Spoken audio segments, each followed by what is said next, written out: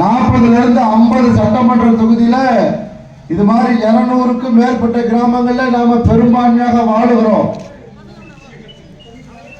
பெரும்பான்மையா வாழ்ந்தும் கூட என்ன பிரயோஜனம்? நாம பெரும்பான்மை இருக்க தொகுதியில அதிமுகவில் 2 கிராமம் உள்ள ஒரு சாதிக்கு சீட்டை கொடுத்து வெற்றி பெறுகிறார். இப்பதான் மாற்றம், ஒவ்வொரு மாற்றமா உருவாகிட்டு இருக்கு. கடந்த 1 மாத காலத்திற்கு முன்பாக தமிழக முதல்வர் கலந்து கொண்ட ஒரு திருமண நிகழ்விலே நான் கலந்து கொண்டு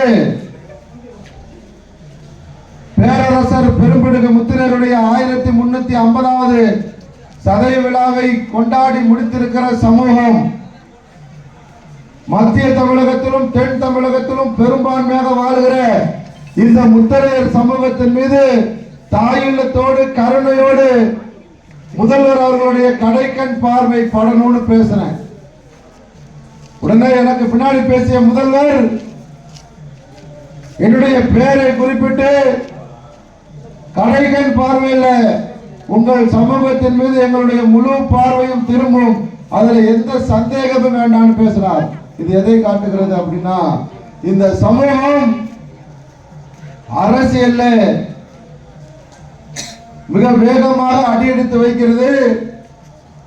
அதற்கு வீர முத்தரையர் முன்னேற்ற சங்கமும் தமிழர் தேச கட்சியும் இந்த மக்களை அரசியல் படுத்திக் கொண்டிருக்கிறோங்கிறத காட்டுது. கடந்த 3-4 நாட்களுக்கு முன்னாடி பேரரசரை நம்ம கிராமங்கள்ல வச்சிருப்போம். பிளக்ஸ்ல குறைஞ்ச எண்ணிக்கையில உள்ளவங்க வீட்டுல படமா வச்சிருப்போம் பேரரசரை. ஆனா இந்தியா முழுமைக்கும் பேரரசரை ஸ்டாம்ப் போடியில கொண்டு போயிருக்கோம். வீரமுத்தரையர் முன்னேற்ற சங்கமா எந்த சாதியா இருந்தாலும் என்ன மதமா இருந்தாலும் அவன் போஸ்டர் ஏதாவது அனுப்பணும்னா பேரரசருடைய படம் பறித்த ஸ்டாம்பை தான் ஒட்டணும் அப்படிங்கிற ஒரு சூழலை உருவாக்கியது வீரமுத்தரையர் முன்னேற்ற சங்கமும் தமிழர் தேச கட்சியும் தான். வேற எவனும் அதுக்கு சொந்தம் கொண்டாட முடியாது. நம்ம சாதியில் இருக்க அமைப்பை சொல்றேன், நம்ம சமூகத்தில் இருக்க வேற எந்த தலைவரும் இது நாங்க தான் பண்ணணும்னு சொல்ல முடியாது. முழுசா அதுக்கு காரணமானவங்க நம்ம தான். புரிஞ்சுக்கங்க.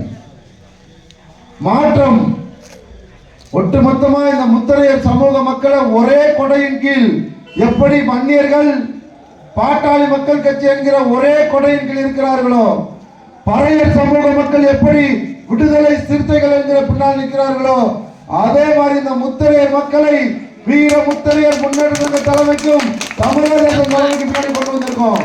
அதை பார்த்துதான் பயம். மத்திய அரசாங்கத்துக்கும் பயம், தமிழக அரசாங்கத்துக்கும் பயம். எப்படி சொல்லட்டுமா, ஒரு போஸ்டர் விட்டுருக்காங்க எல்லா பகுதியிலையுமே. தமிழக அரசாங்கம் தான் இதை பரிந்துரை பண்ணாங்க, பெற்று தந்தாங்க அப்படின்னு போட்டு கீழே முத்தரையர் சமுதாய மக்களா அப்படின்னு ஒரு அமைப்பே கிடையாது. உடனே எடப்பாடியார் என்ன சொல்றாரு, இந்த பேரரசர் பெரும்பிடுகு முத்தரையருக்கு தபால் தலை வெளியிட்ட மத்திய அரசுக்கு நன்றிங்கிறார். எல்லாத்தையுமே பேச வச்சிருக்கோமா இல்லையா?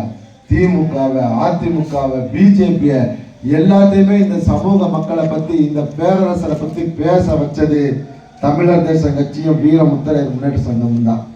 அதுக்கு பின்னாடி தான் நீங்க இருக்கீங்க. உங்களுடைய முழு ஒத்துழைப்பால ஒவ்வொரு கிராமக்கும் இந்த பெருமை என்னை சேராது. எனக்கு பின்னாடி நிக்கிற வீர முத்தரையர் முன்னேற்ற சங்கமா தமிழர் தேச கட்சியா எங்க பின்னாடி நிக்கிற உங்க ஒவ்வொருத்தரையுமே சாரும். பேரரசருக்கு தபால் தலை வெளியிட்டது உங்க ஒவ்வொருத்தரையுமே சாரும். அது எங்களை சார்ந்தது அல்ல.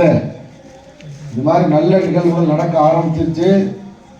இப்போ மாநாடு பெரும் கூட்டம் கூட போறோம். 5 லட்சம் பேர் கூட போறோம். தமிழகத்தினுடைய மத்திய பகுதியாக இருக்க திருச்சியில இன்னும் மாற்றம் வரப்போகுது. முத்தரையர் பெரும்பான்மை தொகுதியை முத்திரைகள் தான் கொடுக்கணும் அப்படின்னு அதிமுக, திமுக, பிஜேபி எல்லாம் முடிவு பண்ண போறோம்.